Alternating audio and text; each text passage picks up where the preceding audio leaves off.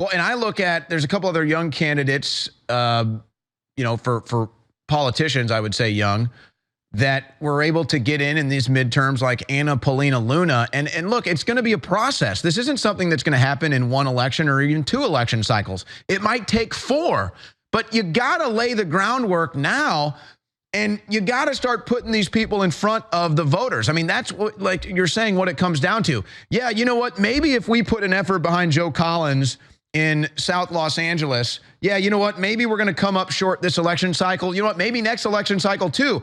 But if we keep building that groundwork and we keep putting that message out there so that they can actually see a Republican, they can actually relate to somebody, know their name, you can turn things. It might take some election cycles, but they're not even trying. They're not even putting in the groundwork. They're not even building the foundation, and it's crushing them. That's true. And you know what? And Anna Paulina, she's a great person. She's a great candidate, and she's been working, for a long time. She didn't win her election last cycle, but she did this cycle. However, the Florida Republican Party helped put Anna Paulina on the forefront so she could win. RNC didn't put anything into her campaign. However, just like, on the opposite coast in California, our Republican Party isn't doing that. They're focusing on areas that has a high concentration of Republicans. And in my mind, it's like, you're going to win that anyway. You're going to win Orange County anyway, because when you look at the data statistically wise, you're going to win Orange County. There's way more Republicans in Orange County. So you shouldn't put a lot of money in Orange County. You need to start putting money where you have the highest population of people at, if you have a strong candidate in that city as well.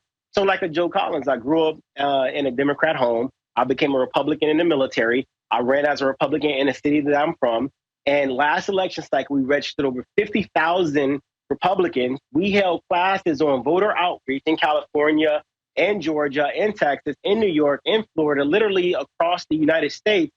But when it comes to our cities, we don't get the same support. Everybody wants the Black community in the Republican Party. Oh, Black community is Black community that. Everybody talks about the Black community, but the Republican Party doesn't put any effort into the Black community. It's going to take more than a Candace Owens, and Blexit to flip seats in the Republican Party. It's going to take the RNC actually doing what they get funded to do, and that's to represent candidates in these districts. That's to get out the vote in these districts. That's the ballot harvest, if it's legal, in these districts. That's to show the leadership and the support of the Republican Party in these districts.